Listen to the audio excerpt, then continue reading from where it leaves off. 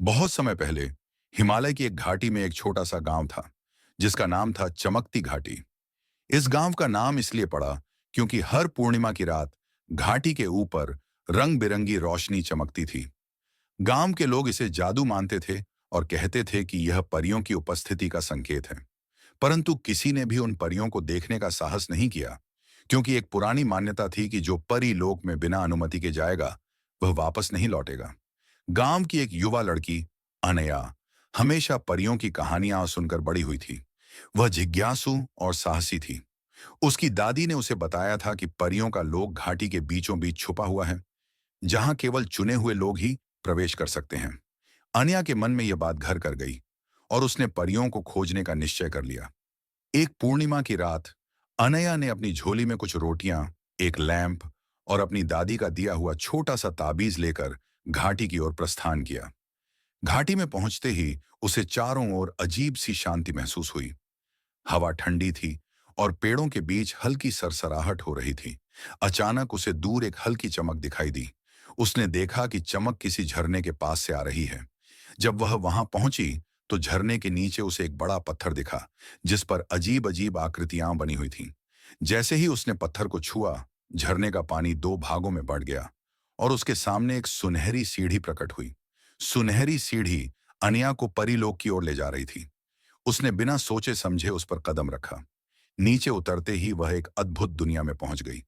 चारों ओर चमचमाती रोशनी, विशाल पेड़ और रंग बिरंगे फूल थे, जो संगीत की धुन में झूम रहे थे। उसने देखा कि छोटी छोटी परियां फूलों के ऊपर उड़ रही थीं।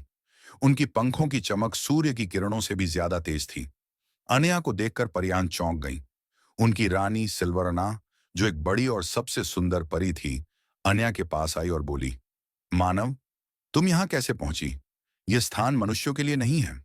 अनया ने साहस के साथ उत्तर दिया, मैं हमेशा आपकी कहानियां सुनती आई हूं। मैं जानना चाहती थी कि आप सच में हैं या नहीं। मैं आपकी दुनिया को देखना चाहती थी। सिल्वरना ने उसकी ईमानदारी देखकर उसे एक मौका देने का फैसला किया।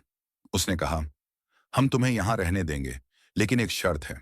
इस दुनिया का सबसे बड़ा रहस्य जानने के बाद तुम इसे किसी को नहीं बता सकती। अगर तुमने ऐसा किया तो यह दुनिया हमेशा के लिए तुम्हारी यादों से मिट जाएगी। आन्या ने शर्त स्वीकार कर ली। सिल्वरना उसे परीलोक की सबसे गुप्त जगह पर ले गई। वहां एक विशाल झील थी, जिसकी सतह दर्पण जैसी थी। झील के बीचों बीच एक नीलम का बड़ा क्रिस्टल तैर रहा था।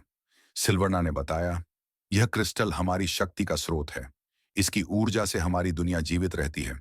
लेकिन इसका रहस्य यह है कि अगर कोई मानव इसे छू ले तो हमारी दुनिया हमेशा के लिए नष्ट हो जाएगी। अन्या ने यह सुनकर क्रिस्टल की ओर देखा। वह उसकी चमक से मोहित हो गई, लेकिन उसने अपनी इच्छाओं पर काबू रखा। उसने वादा किया कि वह इस रहस्य को किसी से साझा नहीं करेगी। सिल्वरना ने अनया को धन्यवाद दिया और उसे वापस गांव भेजने का प्रबंध किया। लेकिन जाने से पहले उसने अनया को एक जादुई फूल दिया, जो अंधेरे में रोशनी करेगा और उसकी रक्षा करेगा। जब अनया गांव लौटी तो लोगों ने उससे पूछा कि क्या उसने परियों को देखा।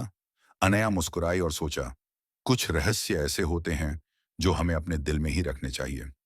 उसके बाद अनया ने कभी किसी को परीलोक की सच्चाई नहीं बताई, लेकिन हर पूर्णिमा की रात वह घाटी में बैठकर चमचमाती रोशनी को देखती और परियों की दुनिया को याद करती। चमकती घाटी का रहस्य आज भी बना हुआ है। लोग कहते हैं कि वहां जाने वाले अब भी परियों की झलक देख सकते हैं, लेकिन केवल वही जिनका दिल सच्चा और मन जिज्ञासु हो।